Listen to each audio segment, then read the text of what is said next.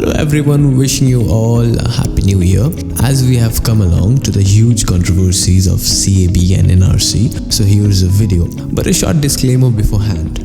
Some of these facts are taken from India Today news article, and the ideology of Sadhguru and Sifuji's views are implemented along with my creative writings and selection of words molded audibly. I do not promote any discrimination, justification or any fascism. Pardon or correct me if I am wrong anywhere.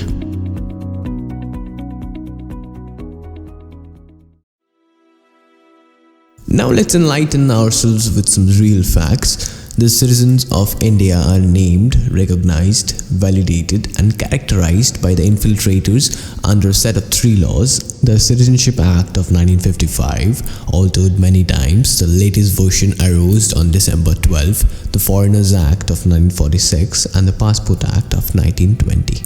The current debate began with the BJP government accelerating the Citizenship Amendment Bill, now in Act, in Parliament. During the discussion on the Citizenship Amendment Act, Union Home Minister Amit Shah announced that the government would bring a nationwide NRC, National Register of Citizens. On the other hand, a fresh disagreement ejected over the updating of the National Population Register (NPR). Some state governments like West Bengal and Kerala has declared the suspension of the NPR work. The NPR is a register of residents of India where the enumerator collects demographic and biometric data of individuals living at the place of enumeration for 6 months or more. And let's ask ourselves one thing. Does the government need not to know the count of its total human residing on whom they are ruling upon? My question is, how are we reacting to this issue when we had witnessed its footprints earlier and by knowing their propaganda well? In 2003, the same CAB was amended. The Atal Bihari Vajpayee government was in power. In the amendment of the Citizenship Act 1955, the Section 14A had been inserted. Section 14A relates to the issue of national identity cards. Prominent spiritual leader Sadhguru said, CAA is too little compassion coming too late. I think there is a certain desperation among the certain people who misinformed illiterate masses of religious groups who went wild, thinking that the local Indian Muslims will lose their citizenship. That's what they conveyed. He also said such mischief should not have worked on the scale that it worked. If we really want to be a law-abiding nation, then we must place law above all.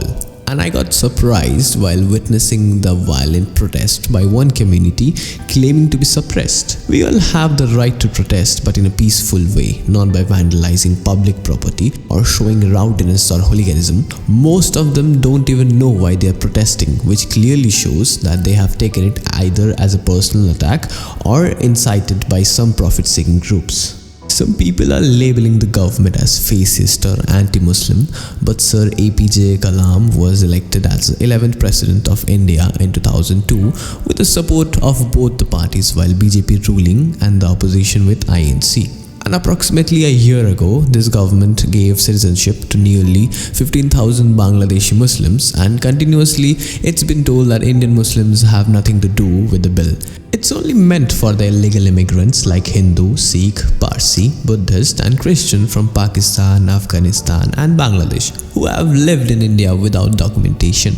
How can we expect people to showcase a peaceful and educated silent approach to protest, where washrooms are even less suffocating than classrooms, where washrooms still have the taps to clean the dirt, and yet education is failing to clean the dirt of religious rites from our minds? We need to prevent our students turning into stone pelters and then complaining why police are entering the university campus. Suppose X and Y are sitting together among a huge crowd and X throws a stones or attacks. Unfortunately, police will beat all of them up according to their duties, well stated by Section 23 Police Act 1861. And how can a nation succeed with their real heroes, police or any other defense intelligence, are trashed or beaten up by the civilians or so-called students? Firstly, as a student, we should keep ourselves away from violent politics and stop demoralizing top institutions which many scholars have graduated from. The basic requirements for NRC were you have to prove that you or your ancestors entered India before March 24, 1971, the eve of Bangladesh war, and prove that with some valid documentations like Aadhaar, birth certificate or ration card. And if you don't have them, you need to showcase at least 3 witnesses who knows you from a long time. So if you don't have any of them, who the hell are you?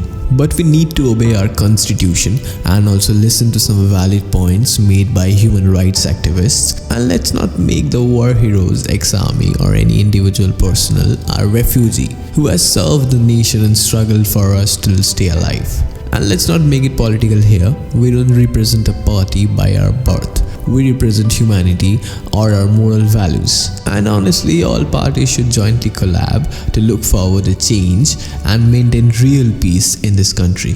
So if you like my video, then please like, share and subscribe. And do let me know your reviews in the comment section below. Or if you have some better idea for the next podcast episode. Till then, bye. See you in my next video. Jai Hind, Vande Mataram.